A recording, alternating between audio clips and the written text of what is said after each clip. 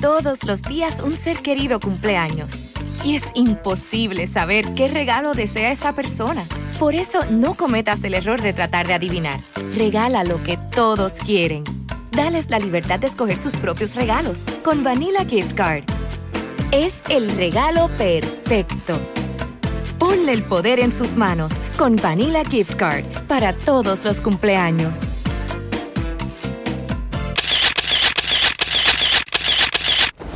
Estamos en Bonita Radio. Esto no es un cuento. Esta es la verdad. En breve, la periodista Carmen Enita Acevedo estará con ustedes. Síguenos en todas nuestras plataformas: YouTube, Instagram, Facebook, X, Spotify, iVoox y iTunes. Agradecemos a nuestros auspiciadores. Cooperativa Seno Gandía, 70 años sirviendo bien. Vega Coop, de tu lado, siempre. Vanilla Gift Card. Apoya el periodismo independiente. Puedes donar en nuestra página de internet bonitaradio.net o periodismosiglo21.com a través de PayPal o tarjetas de crédito. También puedes visitar ATH Móvil Negocios y donar a Bonita Radio o a Periodismo 21. Puede enviar un cheque o giro postal a nombre de Periodismo 21, PMB número 284, P.O. Box 194000, San Juan, Puerto Rico 00919-4000. Con ustedes, la periodista Carmen Enita Acevedo, en directo desde el estudio Roberto el Indio Acevedo.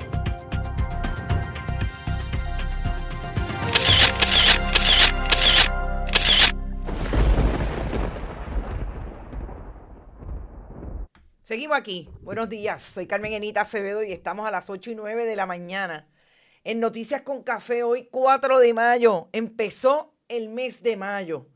Y definitivamente lo que vamos a hablar hoy cruza el gobierno de Puerto Rico, Partido Nuevo Progresista, hasta llegar al Partido Popular en torno a la investigación que traemos sobre la participación de 2 beneficiarios de la Ley 60, un matrimonio. Pero el principal es el hombre Jan Katznelson, rusos, beneficiarios del 2020 y el 2021, que tienen desarrollo o proyectos de desarrollo desde Loíza o realmente desde Dorado, pasando por la costa norte de Loíza hasta llegar a Guayama. Vamos a hablar de lo que significa este proyecto o estos proyectos en términos de su planificación y cuál es la realidad en términos de la registración en el Departamento de Estado y de toda la planificación que cruza, como ya dije, los 2 partidos políticos, pero lo más importante, el asunto de que el Partido Nuevo Progresista propone bajo la administración de Jennifer González y Tomás Rivera Chats por lo menos 3 proyectos y Carlos Johnny Méndez para impactar lo que sería la posibilidad de que esta gente no tenga ningún problema en cambiar incluso las zonificaciones que hoy son de áreas inundables, de terrenos agrícolas, de suelo especialmente protegido, etc. Vamos a hablar de todo eso con la investigación que trajéramos hoy y que está colocada ya en la página de bonitaradio.net, auspiciada en parte por la Fundación Periodismo Siglo XXI. Vamos a hablar de una buenísima noticia que nos trajo el Kentucky Derby. Lo que significa no solamente para Puerto Rico, sino para Guatemala, porque hay un trabajador que está vinculado al caballo que ganó. El jinete es puertorriqueño, la segunda posición también de un puertorriqueño, hermano del primero.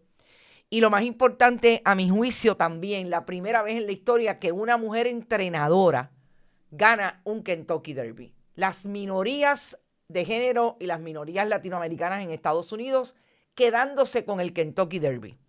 Lo que pasó este fin de semana, sobre todo el sábado con la gobernadora de Puerto Rico y todo lo que significa el último escándalo de su administración, Susan Roy Fuertes, contratista a quien benefició la pasada administración mientras era directora de un programa en el Departamento de Salud. Lo que la gobernadora dijo y lo que dejó caer sin darse cuenta. De todo eso vamos a hablar, así que tenemos un programa un poquito largo. Gracias por los que están y no se olviden que pueden contribuir a nuestro proyecto a través de este chat siempre que estemos en vivo. Por ahí llegó Florence primero, Tatito Crespo y FIFA desde el oeste, Heidi Ramírez, Berenice también. Dice, no, Berenice, tú estás en Kentucky. Ah, pero si tú estás en Kentucky, tú estás cerca de aquellos que nos pusieron bien en alto. Qué bueno. Trata de conseguir algo por allá, una foto, llégate al establo de esa mujer impresionante que se llama Sherry DeVoe. María Colón Sánchez también está por ahí desde la montaña, Rosa González, Vivian López Pérez, Lutías, mi amiga desde Winter Garden, Florida. Está Rafael Avilés, Madeline Ramírez, Rivera, Ariel Cartagena, también está por ahí Irmita Vivaldi, Alberto Ramos, a Vega, María Judith Colón, desde allí desde Santurce, Nereida Ramos, Aixes Camilo, Sandra García, también desde la diáspora, Edgar Gómez, Mick Bernie, José Rodríguez, Irving Balnodado, Podrogo, Luis Guzmán, y no es aquel, el actor, pero también puertorriqueño, Olga Inés, Jorge Caraballo, Rosa Banch desde Texas, amiga, te echo de menos, como tomábamos café, ¿te acuerdas? Rita Guzmán está por ahí, Luis Daniel, Rafael Texidor, Tito Mout, Lizeth de León, Carmen Dávila, Nelson Rodríguez, Lilian Ferrer desde Chicago, Luis, había alguien por aquí que no mencioné, bueno, espero que todos, JR, bien orgullosa de la gesta boricua, qué bueno, dice Berenice. Lorna Olmo, saludos desde Suiza, pero estoy de visita en la patria. Pero qué bueno, vives en Suiza. Lorna, un café en San Juan nunca está de más si estás por el área. Ilka Hernández, me envías un texto o me escribes en la página y nos vemos. También está por ahí Edgar García, Héctor Concepción, que nos está dando su aportación y se lo agradezco. Y también Eneida Soto, que dice, muy buenos días y felicitaciones a Trujillo Alto, Mariel y la familia de Villa Sixtina. ¿Qué le pasó a Mariel que tú la estás felicitando? Bueno, esa gente hace muchísimas cosas. Dice Rafael, estoy bien malito. ¿Qué pasa? Hoy estamos a 4 de mayo. Si estás mal, recibe nuestro abrazo y todo estará mejor. Vamos para encima. Bueno, no se me puede olvidar esta nota, que no voy a hablar mucho sobre ella aquí, tenemos demasiado en la casa, pero yo quiero que no se olviden de vayan a buscar una nota que tiene que ver con lo que está pasando en Honduras y la intervención que denuncia el canal Red, que es un canal que se origina en España, pero que circula a través de toda Latinoamérica, con muchos colegas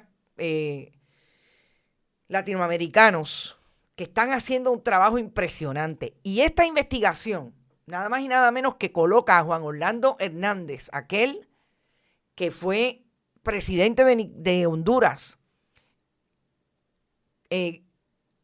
acusado por el gobierno de Estados Unidos y una investigación de la DEA por narcotraficante, convicto después de celebrarse un juicio, 40 años de cárcel, y lo indultó Donald Trump.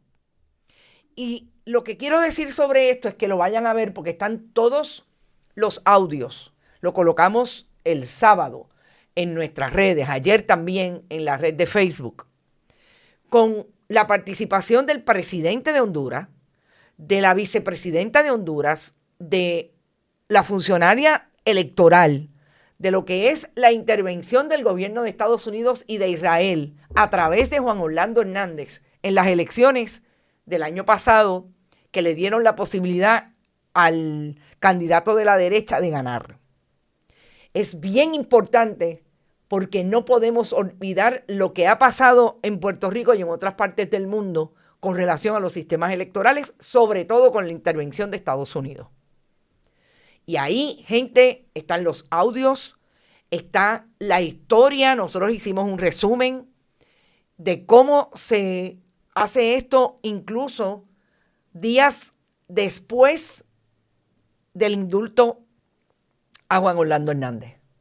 Súper importante que lo vean y lo atiendan porque no puede Puerto Rico quedarse siempre atrás de lo que está pasando y que gestiona el que dirige el proyecto económico y de desarrollo de Puerto Rico, que es el gobierno de Estados Unidos a través de la Junta de Control Fiscal. Vayan a ver esa información porque es impresionante.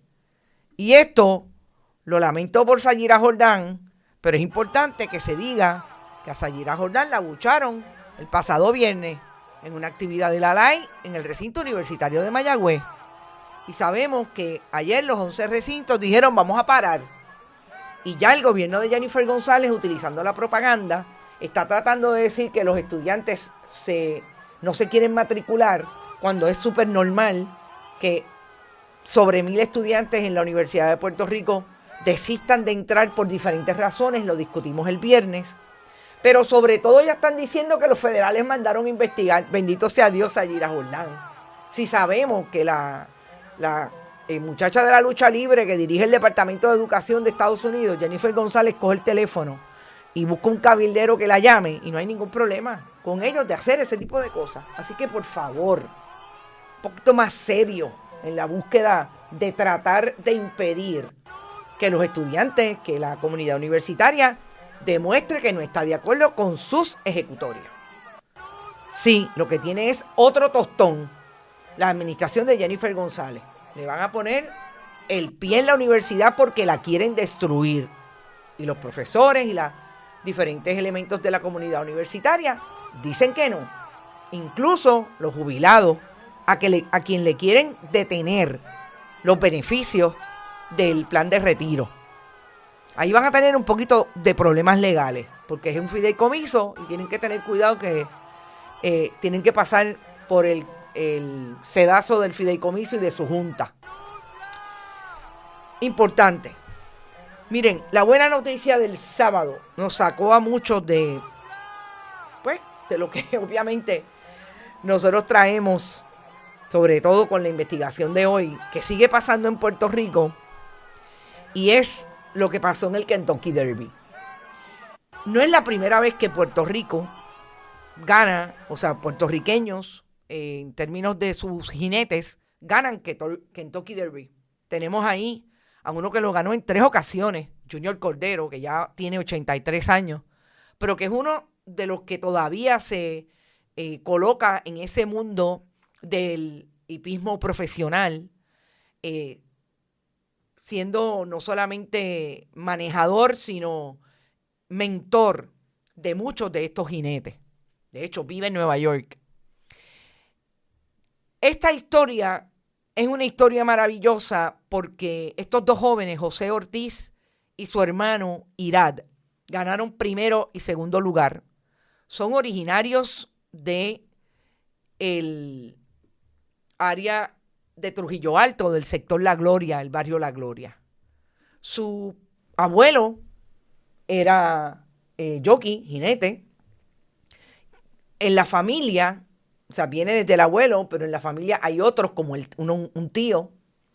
Y el que se fue primero fue José Ortiz hacia Nueva York. Empezó a hacer los pasos para hacer lo que él quería hacer, un jinete profesional. Le tomó 11 años ganar el Kentucky Derby. Ha estado en los diferentes lugares de ese mundo. Yo quiero dejarle el análisis deportivo al compañero Rodrigo Otero Goico, que obviamente esa es su especialidad, pero quiero traer el análisis de esta buenísima historia para Puerto Rico desde el punto de vista de lo que supone no solamente para Puerto Rico, sino para las minorías latinoamericanas en Estados Unidos de habla hispana, como somos los puertorriqueños, y para las mujeres. Porque esto no solamente le dio la posibilidad a Puerto Rico otra vez de colocarse en ese mundo de un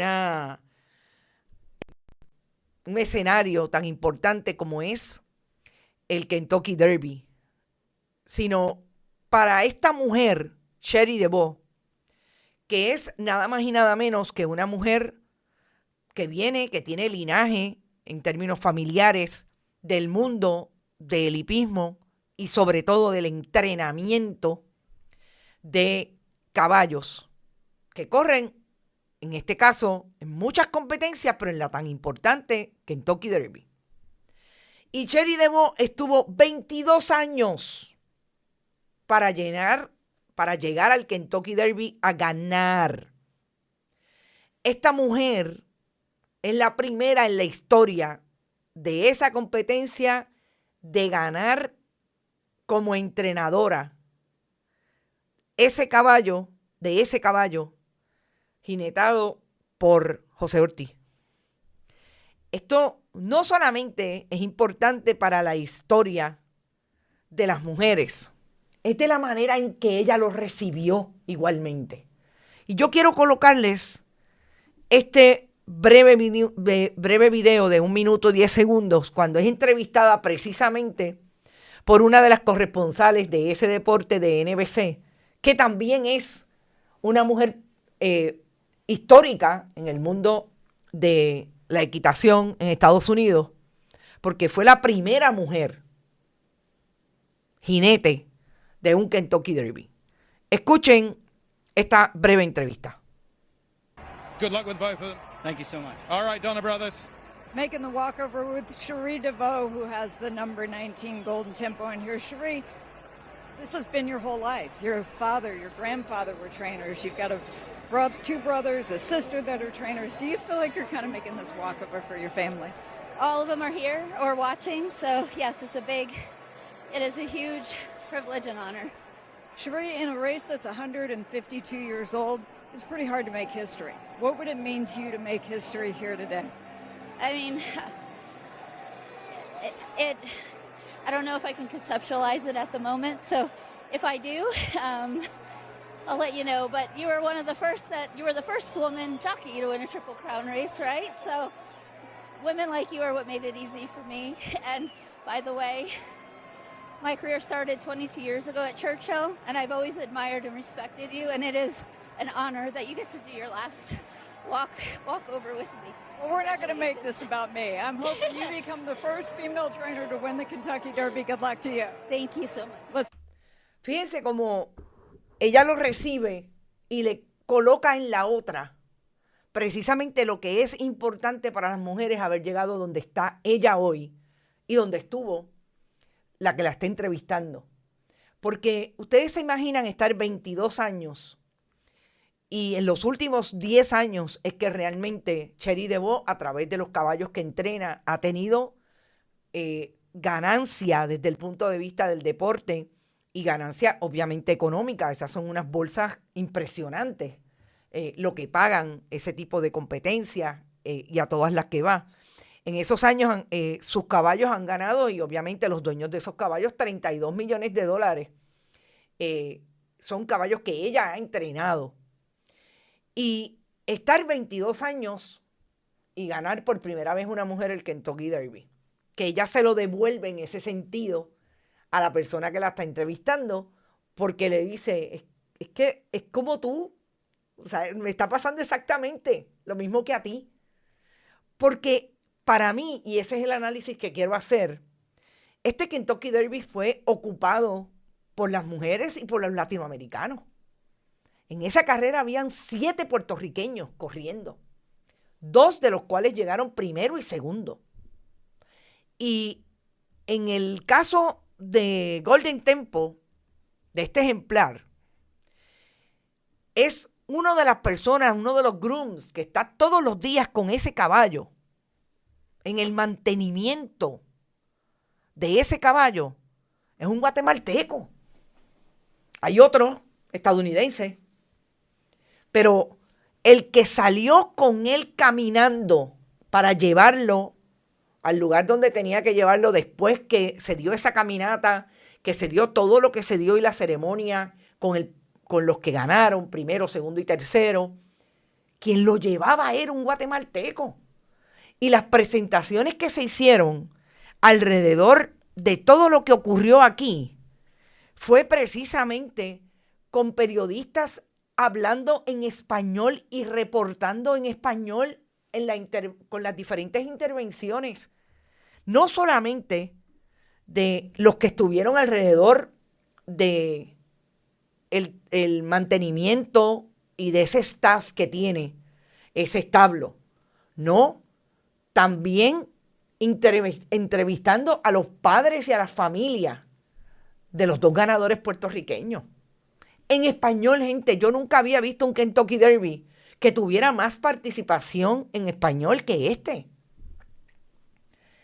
Y eso es de mucho orgullo, no solamente para los puertorriqueños, que tenemos 2 victorias ahí, representación de 2 jinetes puertorriqueños, para los latinoamericanos que están golpeados, están siendo en Estados Unidos en este momento.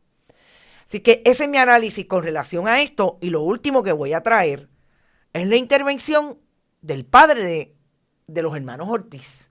Breve, porque creo que la debemos dejar en el récord. Por yo estamos más que contentos, un sueño hecho realidad. Siempre soñamos con el Kentucky Derby y siempre con que fuera uno o dos, no importaba el nombre, pero que fueron Ortiz y llegaron uno y dos. Estamos emocionados por eso. Muchas felicidades. Un saludo para tu gente en Puerto Rico que está bien contenta por esto. Este triunfo es para ustedes, Puerto Rico. Gracias por el apoyo, los amamos y saben que este triunfo es de ustedes. Bendiciones, vamos encima.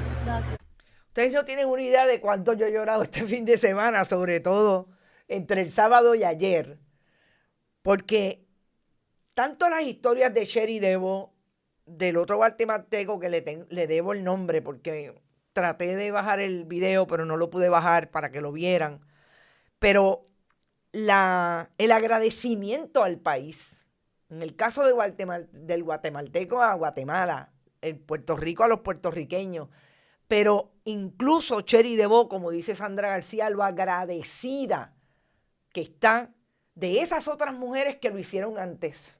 Exactamente lo que yo creo es importante para Puerto Rico y para ese triunfo de los hermanos Ortiz. Los que estuvieron ahí antes, que tuvieron que pasar la salsa y el guayacán, porque el nivel de conciencia que hay en este momento con relación a los puertorriqueños, pueden estar seguros que en el 73 y en los años 80 no lo pasó el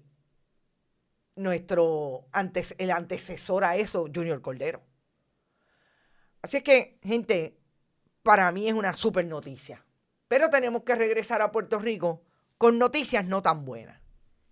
Y yo quiero empezar por esta barbaridad que ocurrió ayer y que tengo que decir que fue una denuncia de Héctor Ferrer, el representante y portavoz de la minoría del Partido Popular en la Cámara de Representantes.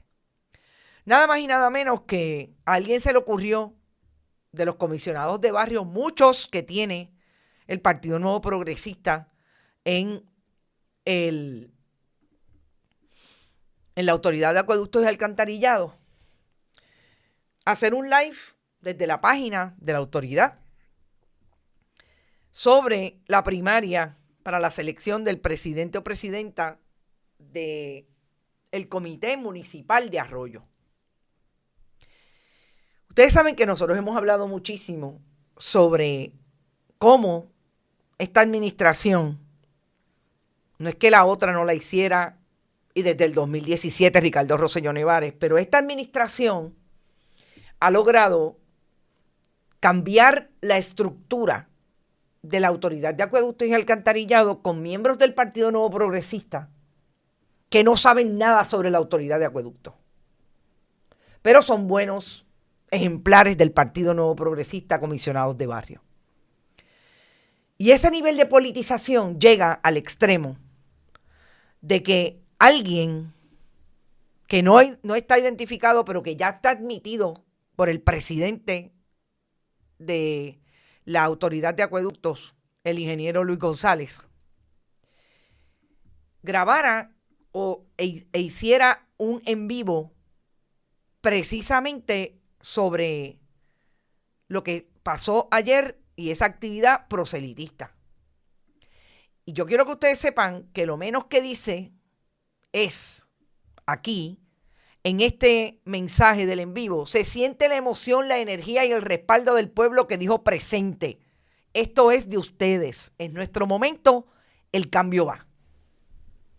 Héctor Ferrer lo denuncia. De hecho, nosotros lo publicamos ayer.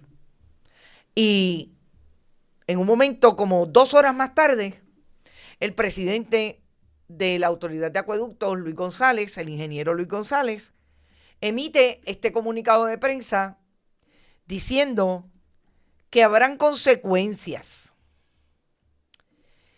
Yo creo que una de las cosas más importantes que dice el presidente aquí y que realmente debe ser un cuestionamiento a él como presidente es lo que se está diciendo desde el día 1 y de hecho lo que mantiene a zonas metropolitanas desde hace una semana los lugares más altos de San Juan sin el agua potable, sin que bote agua por el grifo. Y es lo que se viene denunciando, que no solamente él no tiene la capacidad para dirigir la autoridad de acueductos y alcantarillado, sino los que están regentando la autoridad a lo que se dedican es precisamente a hacer política partidista.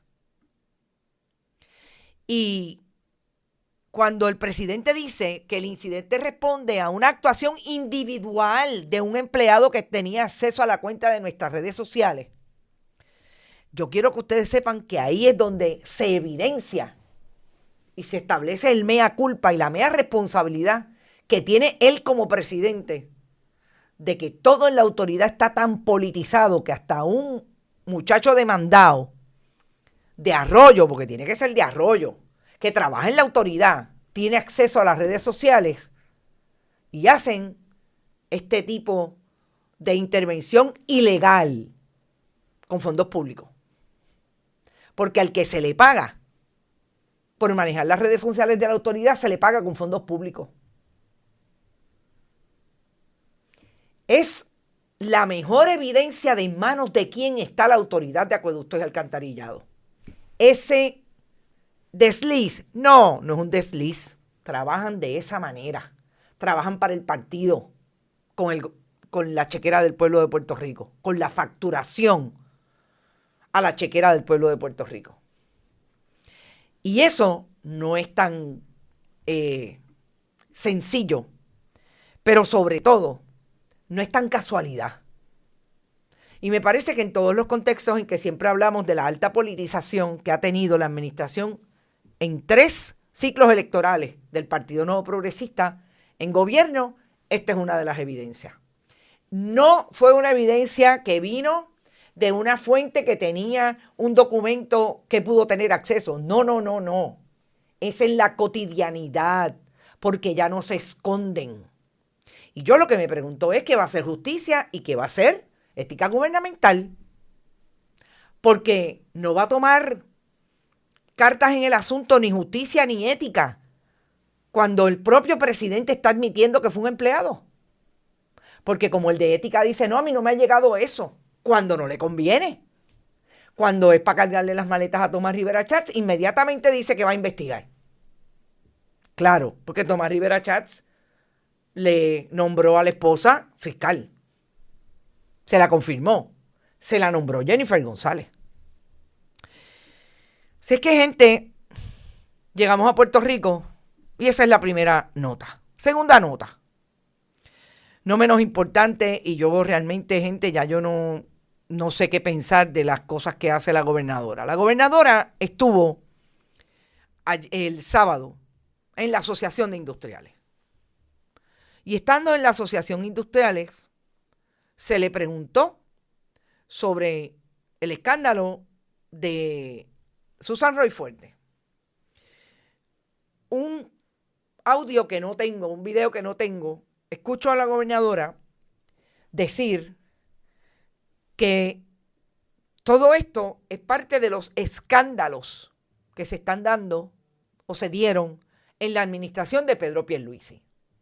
Utilizó la palabra escándalos para hablar de Ciary Pérez Peña y hablar de Susan Roy Fuerte. A mí me parece importante el lapsus lingüe de la gobernadora, que no es otra cosa, como diría Freud, lo que está en el inconsciente. Porque es la mejor interpretación que puede dar el inconsciente de la gobernadora, que no es otra cosa que lo que tenemos bien guardado, pero que nos puede salir en un momento dado cuando nos ponen contra la pared con relación a un tema que implica a la administración Pierluisi a través de 2 personas el secretario del Departamento de Salud, Carlos Mellado, y el secretario del Departamento de Justicia, Domingo Emanueli, pero la involucra a ella en el contexto de que no solamente ella era comisionada residente de aquella administración que ella se quiere zafar ahora, es que cuando se convirtió en la gobernadora, seleccionó a Ciary Pérez Peña y a Susan Roy Fuertes como esas personas que iban a representar su buen gobierno como secretarias de agencia. Y los escándalos, como ella los llamó, de Ciary Pérez Peña y de Susan Roy Fuertes, en efecto los arrastra a su administración en tanto y en cuanto una tiene injerencia como oficial de gobierno en una investigación del Departamento de Transportación y Obras Públicas, y la otra, siendo directora del programa de servicios a adultos con discapacidad funcional, le da un contrato a un tercero que finalmente resultó ser una persona con quien ella mantiene una relación. Pero es importante hoy el escándalo porque esa persona pasó por el sedazo de Chacha Gómez, que era la que supuestamente revisaba los resúmenes. Salió de la Fortaleza como nominada. Llegó al Senado de Puerto Rico como nominada. La confirmaron.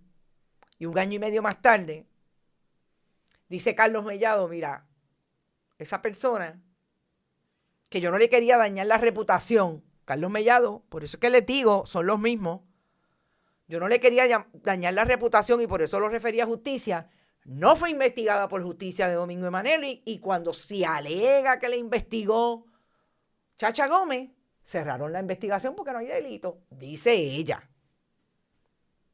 Y yo quiero, en principio, resaltar esa nota de la gobernadora, el escándalo. Por fin estamos de acuerdo en algo, gobernadora. En efecto, es un escándalo. Pero la gobernadora siguió hablando. Y en un momento dado, no puede ser que no haya bajado el que realmente es importante, pero lo bajo rapidito. En un momento dado le contestó a la colega periodista Dianeris Calderón.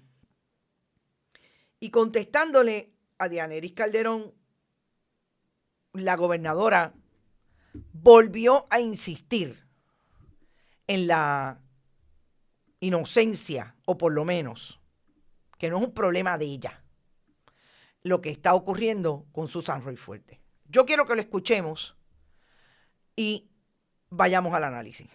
1 minuto 30 segundos. Se tomó una determinación, esto es una investigación del pasado cuatrenio, yo creo que hay que dejar esto bien claro.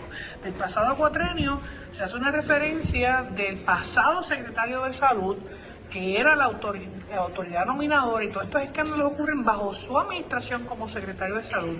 Bajo el gobierno de Pierluisi lo refirieron a justicia y se determinó que no había absolutamente nada. Así que esto le tengo que interrumpir porque esa información es incorrecta. Fue a través de su administración en octubre del pasado año que entonces se archiva este caso. No, usted está incorrecta. Déjeme clarificarle porque no tiene la data correcta. Esta investigación la somete el pasado secretario de Salud, Carlos Mellado, que estuvo en contra mía en la primaria y que siempre habla mal de mí, que era el patrono de la hoy secretaria de Salud. Y bajo el pasado cuatrenio lo refirieron al Departamento de Justicia, bajo el secretario de Justicia, Emanueli. Y es mi administración el año pasado que termina la investigación que comenzó en el cuatrenio pasado y determinó que no había nada de delitos ahí. Así que esa es la información. El Departamento de Justicia envió la información al Senado de Puerto Rico, así que los documentos están ahí. Se discutirán cuando los tengan que discutir, pero yo no creo en seguir, ¿verdad? Si este pasado secretario de Salud estaba tan preocupado con esa gestión, ¿por qué? Si siendo él asesor del presidente del Senado y en la evaluación de nombramientos el año pasado no trajo nada de esto. Bueno, primero tengo que decir que por fin, lo que hemos insistido aquí desde hace 2 semanas, que nadie le preguntaba de los medios tradicionales que acceden a la gobernadora, cómo en efecto aquí hay una administración que cierra una investigación que se inició en la administración, o no se inició porque se le sentaron encima, en la administración de Domingo Emanueli. Pero insiste la compañera y le dice correctamente a la gobernadora, usted está haciendo una interpretación falsa de lo que ocurre. Porque precisamente eso es lo importante de que el periodismo vaya a hacerle las preguntas a la gobernadora. No es para dejarla hablar como dejan hablar los analistas a los que llevan a entrevistar y se vacían con la propaganda. Es para decirle, perdóneme, eso es una premisa falsa. En efecto, no se investigó. ¿Se inició en aquel momento o no se investigó? Yo sostengo que no se investigó. Y finalmente, quien la cierra es usted. Quien la cierra es su secretaria del Departamento de Justicia. El escándalo, gobernadora, es compartido.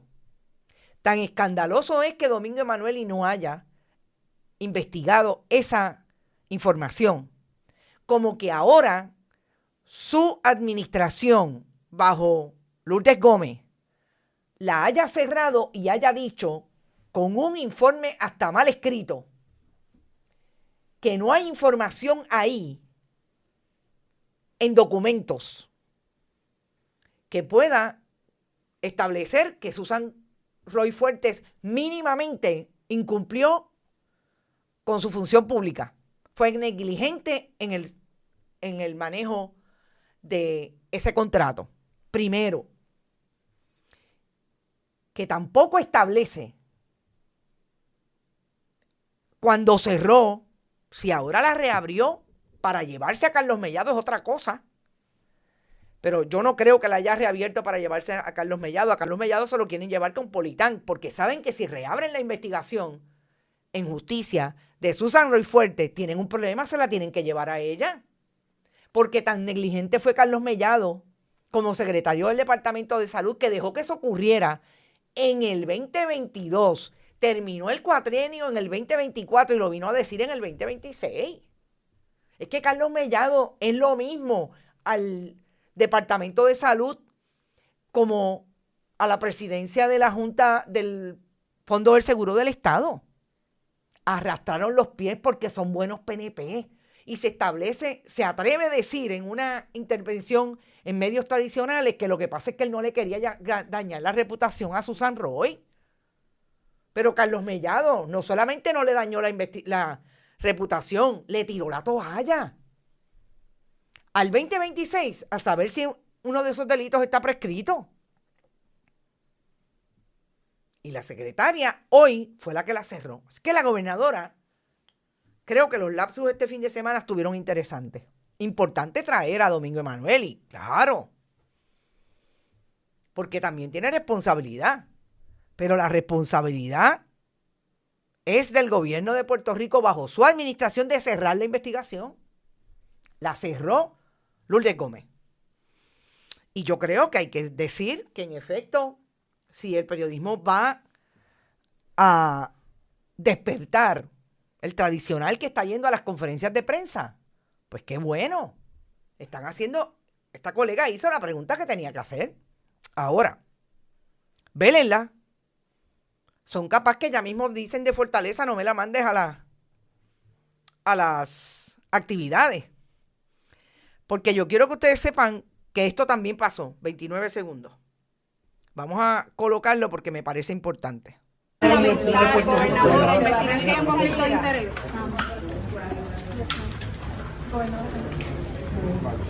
Gobernadora, ¿usted no le parece fundamental?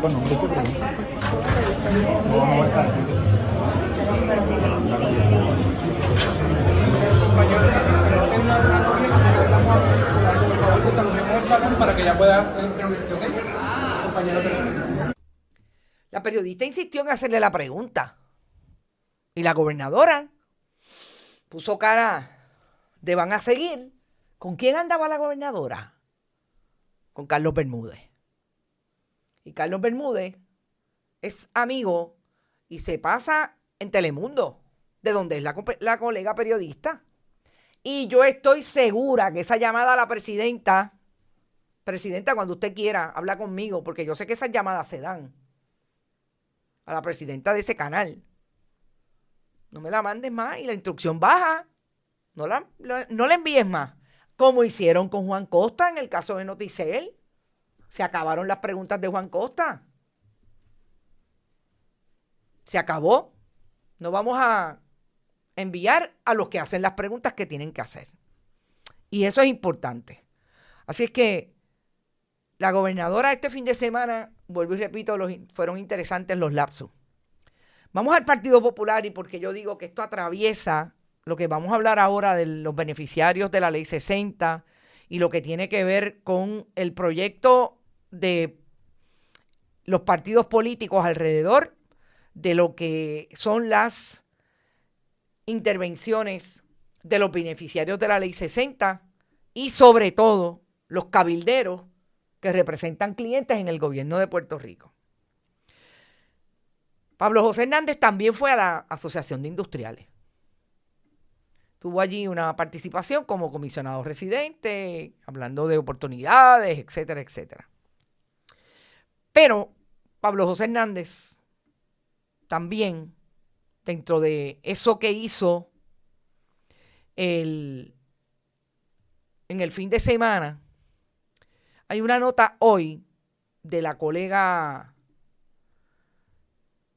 Gloria Ruiz Cuilán, que coloca a Pablo José Hernández recibiendo dinero precisamente de uno de los clientes de Politank. ¿Por qué eso es importante en el contexto que estamos hablando de cómo se organizan los beneficiarios de la Ley 60 y los donantes de los partidos políticos para impactar al Partido Nuevo Progresista y al Partido Popular? Y tengo que decir que esto fue una denuncia que hizo esta mañana el representante del Partido Independentista, Adrián González Costa. Porque cuando usted escucha a Pablo José Hernández decir que él no tiene problema con esencia, siempre y cuando cumplan con los permisos,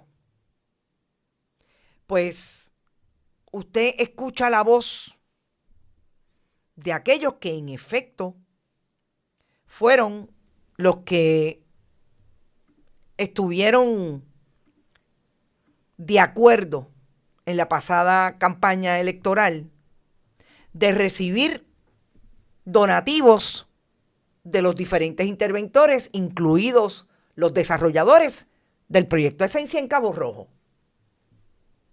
¿Y qué pasa hoy cuando sabemos que Pablo José Hernández tiene una entrada económica de uno de los clientes de Politank, Elevance Health Political Committee?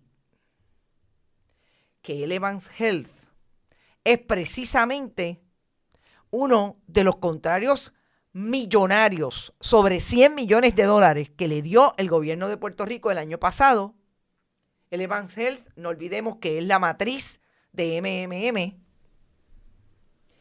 El gobierno de Puerto Rico le dio sobre 100 millones de dólares al cliente de Politank y es uno de los cuestionamientos que precisamente se están haciendo desde el Senado de Puerto Rico con relación a la intervención favorable del ex dueño de Politank, Francisco Domenech.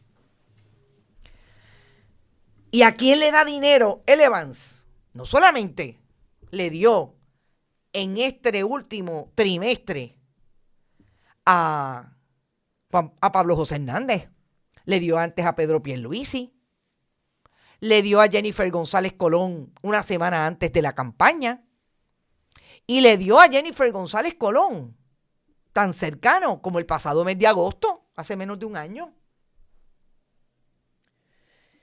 Estas son la gente que se están definiendo y que tanto le dan al Partido Nuevo Progresista como a Pablo José Hernández.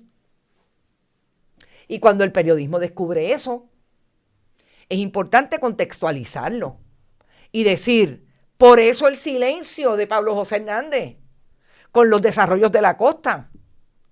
Y ahora vamos a hablar de uno de los que precisamente está tratando de intervenir, un beneficiario de la Ley 60, que está tratando de intervenir en un municipio del Partido Popular. Y ustedes han escuchado a Luis Javier Hernández. Ustedes han escuchado a Pablo José Hernández, el portavoz del Senado por un lado y el candidato a la gobernación y comisionado residente. No, pero sí hicieron algo. Le sentaron al beneficiario de la ley 60 con un abogado de McConnell a la alcaldesa en una reunión en el 2023 para presentarle el proyecto. Por eso es importante establecer el silencio del Partido Popular en todo lo que está pasando en Puerto Rico.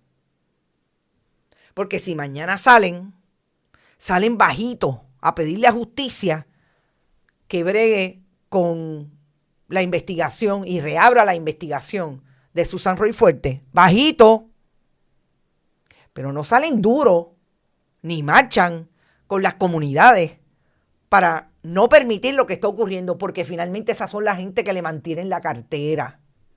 Porque finalmente esos cabilderos, que ellos saben que yo sé quiénes son y yo los he mencionado aquí, como está el Chilecomas en esencia, hay otros acá que van con Valery Rodríguez Erazo a Florida y que son parte del Team Elías, pero supuestamente populares, y están en la campaña, presentes en la campaña de Pablo José Hernández. Ese es el problema que tiene el Partido Popular. Y vamos a la investigación que trajéramos esta mañana y que involucra, por un lado, a un beneficiario, hombre, Jan Kasnelson, un ruso cardiólogo que tiene un negocio de clínicas de cirugías menores en Estados Unidos, originario de Rusia, pero llegó a Estados Unidos a través de su educación como cardiólogo, se quedó como empresario y hoy es un empresario que está dirigiendo el esfuerzo de sobre 160 corporaciones en esa área de la intervención menor cardiovascular en Estados Unidos, en 28 estados. Su esposa Flora también es una beneficiaria de la Ley 60. Son individuos inversionistas. Es importante porque cuando busqué información en el Departamento de Desarrollo Económico, me contestaron del departamento que los individuos inversionistas no tienen requisitos de creación de empleo, etcétera. Hay un requisito de residencia. Yo identifiqué residencia, por lo menos la compra de una residencia en el condado, pero no parecería ser, esto es importante, la residencia de Jan Kasnelson, porque para allí también tiene aparentemente un desarrollo para unas propiedades que compró en la calle Emajagua de Condado. 2 propiedades. Esos inversionistas, como dije, no tienen requisitos como si fueran negocios. No sé si cumple con el de residencia. Esa línea no me la contestaron en el Departamento de Desarrollo Económico. ¿Qué pasa con Jan Kasnelson? Que lo primero que tengo que decir es que hay 2 personas que han sacado información de alguna manera, lo que el nuevo periodismo o las nuevas maneras de producir contenido se colocan como storytelling. Son historias que se narran a través de una persona. Una fue Gabo Ramos el año pasado, en el 2025, y en el 2026, hace 3 semanas, Bianca Groló hizo 2 contenidos relacionados con lo que ella identificaba era importante alrededor de Jan Kasnelson y los proyectos de desarrollo. Lo que yo traigo nuevo a esto, para empezar, son los documentos que registran en el Departamento de Estado las corporaciones que creó Jan Kasnelson entre el 2021 y el 2022, 15 en el Departamento de Estado, para colocar los diferentes proyectos que tiene diseñado a través de una marca que se conoce como Ora World. En ese sentido, yo quiero que ustedes tengan claro, y la historia, para aquellos que no la hayan leído, está completa en bonitasradio.net, que estos 15 proyectos van desde Dorado, pasando por San Juan, que es ese proyecto que les digo, en una calle en Majagua del condado, llega a Carolina, a Loíza, entra a Toa Baja, en el caso de Dorado Waterfalls, Naguabo, Guayama, Luquillo, Vega Alta y Ceiba. Estamos hablando de 11 proyectos. 11 proyectos de los que 3 son específicamente en el área de Loíza. Lo que tiene que ver con el área de Loíza es bien interesante porque atraviesa lo que fueron 3 fincas. Y aquí en pantalla tienen los tres grandes porciones de terreno que compró este inversionista de la Ley 60, empresario. Ese terreno que ven identificado como Loíza Countryside Estate es precisamente el área que colinda, que una de las fincas colinda con el Río Grande de Loíza. Y ese terreno impacta precisamente una finca conocida como la finca Grande, Hacienda Grande, que tiene porciones de terreno agrícola, clasificados en la Junta de Planificación como terrenos, suelos rústicos especialmente protegidos, en este caso agrícolas.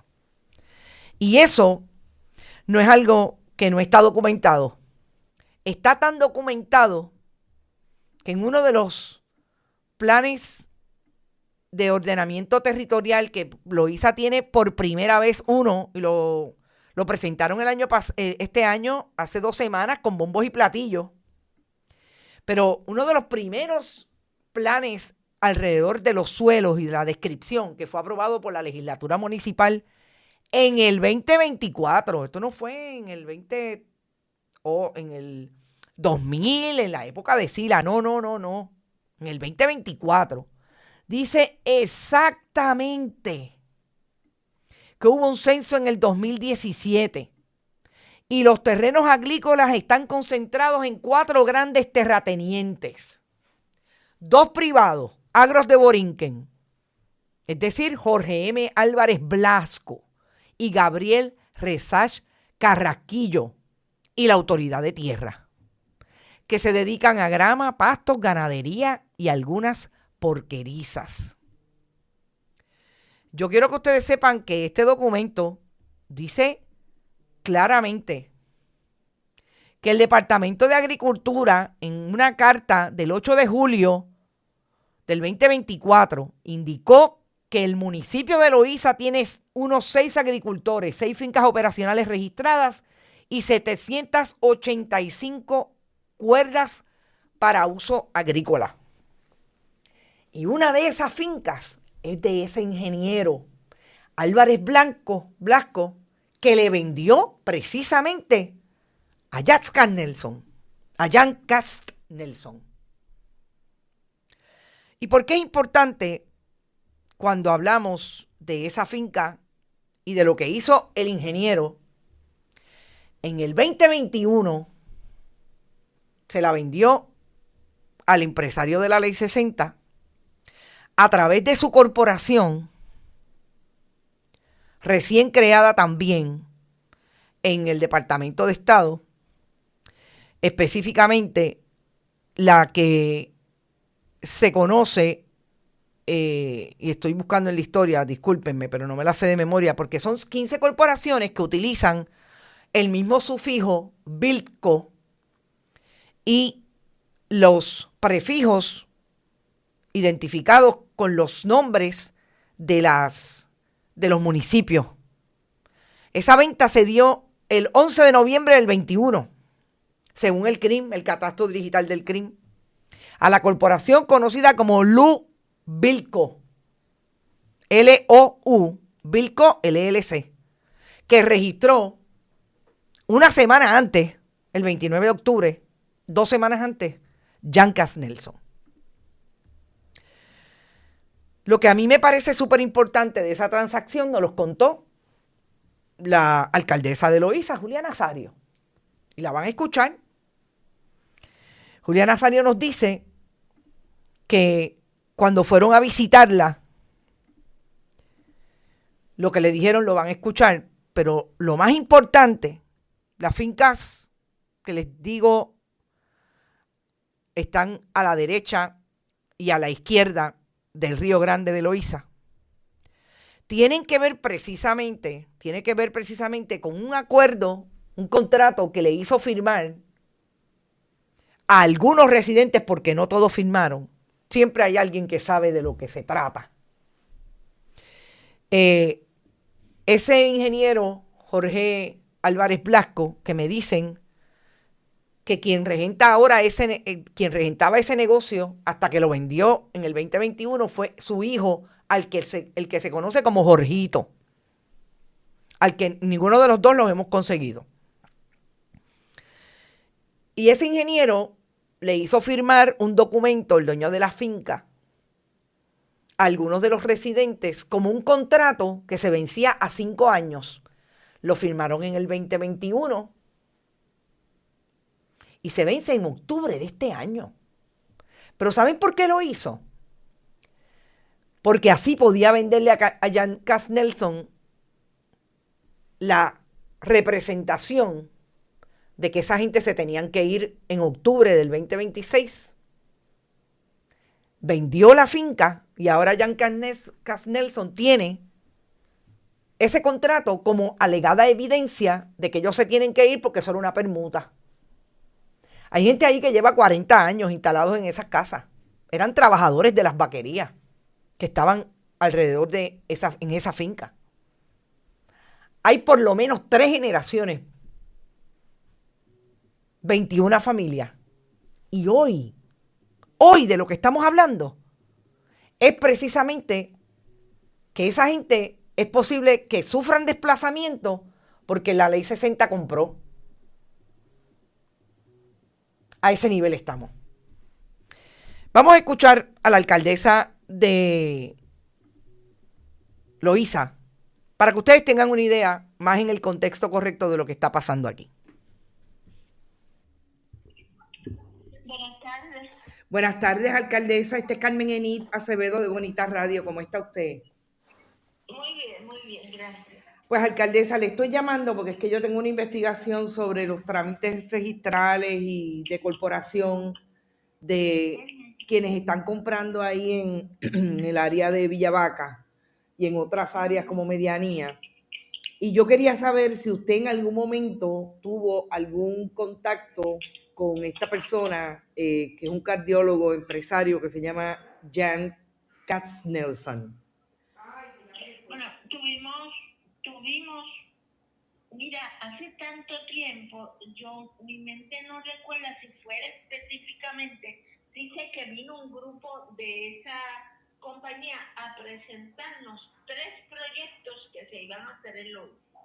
Okay. Uno que está al lado hacia el oeste, en el Río Grande de Loíza, que es cruzando el Ancón, la finca que está frente a donde estaba el Ancón. Okay. Uno está en el barrio Medianía Baja, y los terrenos en la 188, donde está Hacienda Grande, que todo el mundo conoce como Villavaca. Exacto. De hecho, yo tengo sobre mi escritorio lo que ellos me trajeron, porque me trajeron lo que se iba a hacer allí en fotos y unas explicaciones. Nosotros fuimos enfáticos porque te voy a hablar de cada uno de ellos como un ejemplo. Si el que está al lado del Ancón, cruzando el río por el Ancón, allí construyen en Río Grande de Loíza cuando abren las compuertas, parte para los dos lados, parte hacia el este y hacia el oeste. Exacto. Así que de ellos construir todo el río, se iría directamente para el pueblo de Loíza. No tendría el otro espacio para correr. Así que eso sería terrible para nosotros. En la conversación también nosotros le dijimos qué beneficio, porque son proyectos que van a tener ahí su propio supermercado, todo. Le dijimos cuál es el beneficio para Loíza de ustedes construir ahí. Ellos inclusive moverían a su gente al proyecto de Villa Vaca, que es un proyecto más de caballos, ellos van a tener placas solares, pero esas placas solares van a inyectar sus propios proyectos, no darían nada para lo mismo. Cuando yo le hablo de Villa Vaca, le digo, pero ahí yo tengo viviendas, ahí hay unas viviendas y ahí vive gente que ya están los nietos, los bisnietos. Claro, 3 generaciones. 3 generaciones viven ahí. Y entonces el americano que estaba, que te soy honesta, si me acordara te lo diría, pero no me acuerdo si era el cardiólogo. Hay un abogado puertorriqueño que el nombre se me escapó. Ese nos dijo que no tendrían problema porque ellos podrían segregar, pero el americano puso objeción. Así que desde ese momento nosotros nos estamos reuniendo con las personas de Villa Vaca, le estamos orientando. El problema es que ellos firmaron un contrato con el dueño pasado por 5 años y se dan cuenta de que al firmar, ahora es que se dan cuenta de que ese contrato lo firman y fue el gancho que tuvo el antiguo dueño Álvarez para poderle vender al americano. Wow. Porque Álvarez los ata por 5 años, pero le da esos contratos al que compró y le dice, no, esta gente solamente van a estar ahí alquilados por 5 años. ¿Y de cuando nosotros llegamos, ya ellos habían firmado?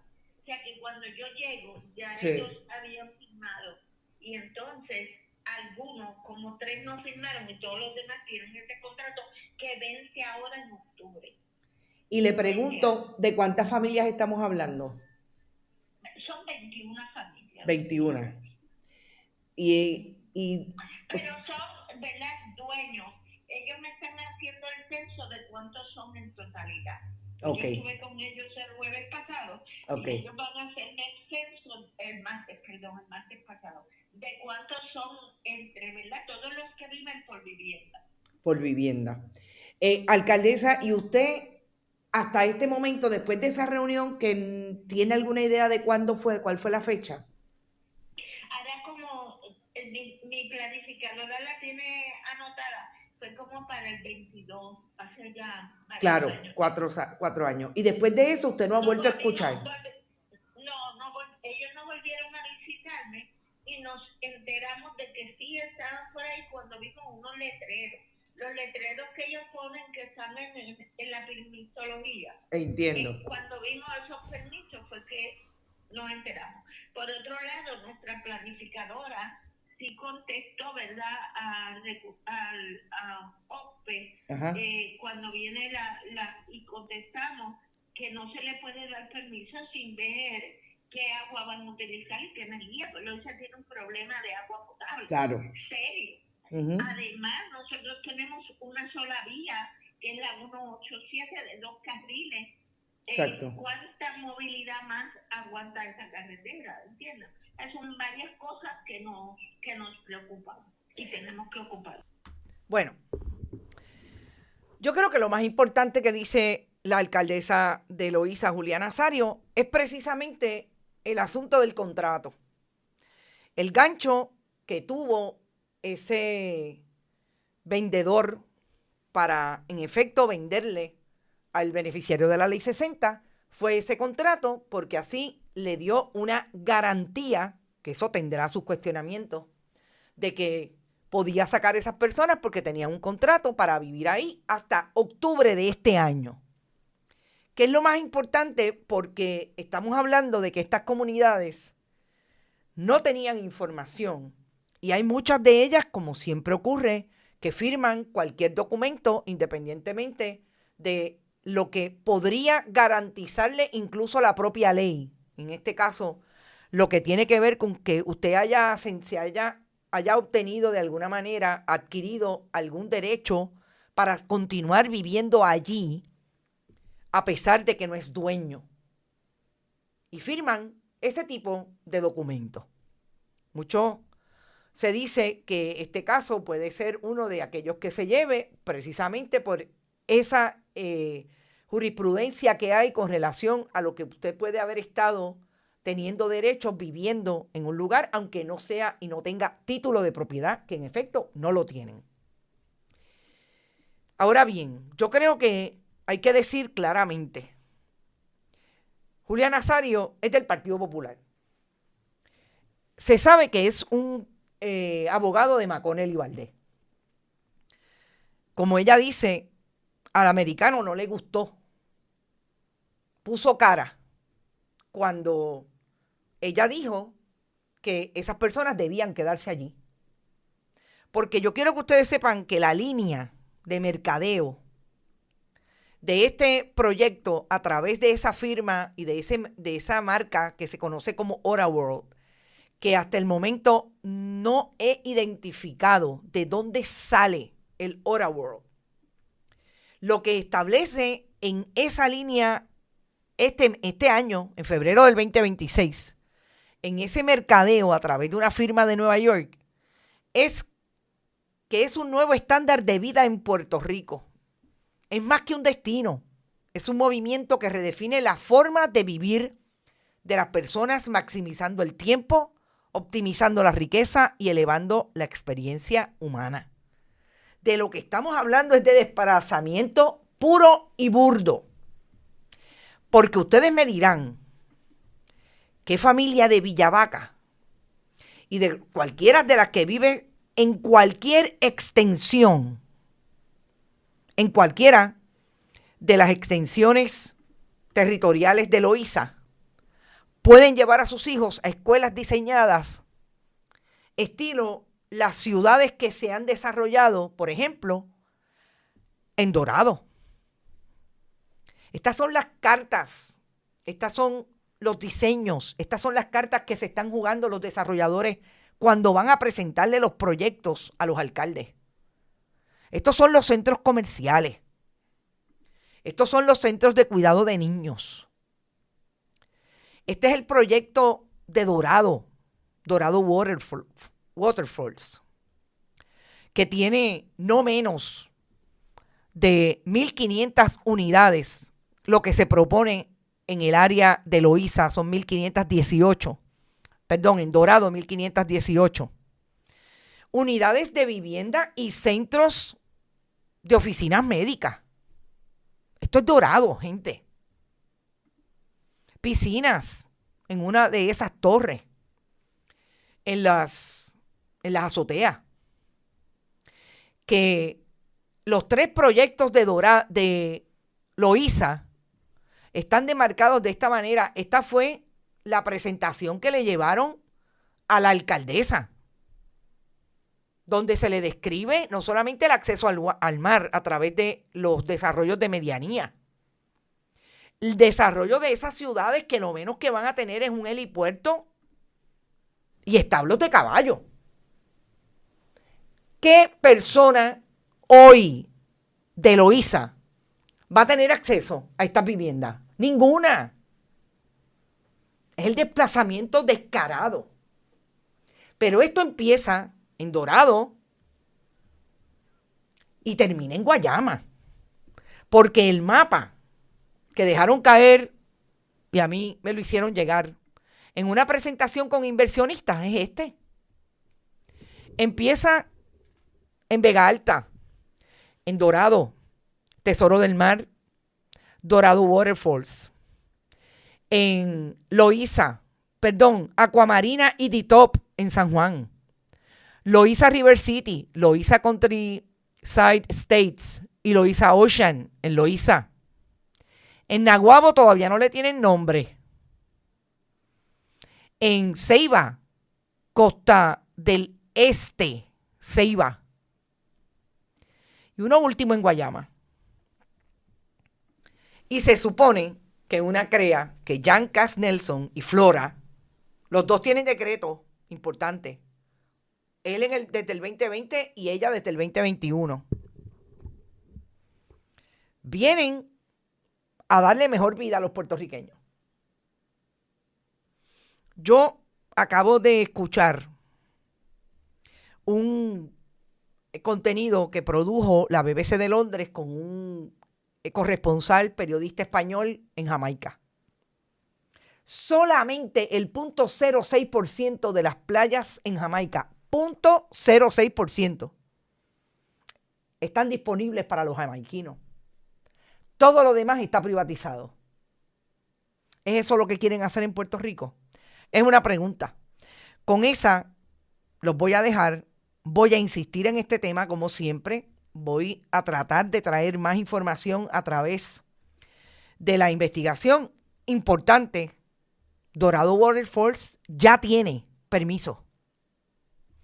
Y lo último que tengo que decirles, los 3 proyectos que tiene el Partido Nuevo Progresista, Tomás Rivera Chats, Carlos Johnny Méndez y Jennifer González, que lo vendió la gobernadora el pasado fin de semana, incluso cuando habló con los periodistas a través de la Asociación de Industriales,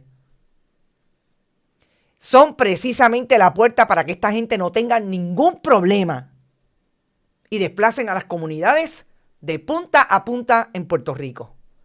Loíza es otro cabo rojo. Ora World y todos esos proyectos, Loíza Ocean, Countryside, son otra esencia en Loíza. Y allí vive gente. Y allí vive gente que ni el Partido Nuevo Progresista ni el Partido Popular van a defender de estos buitres. Y eso es importante que la gente lo sepa. Gracias por estar. Esa es nuestra investigación. Seguimos investigando porque ahí hay otros pespuntes interesantes.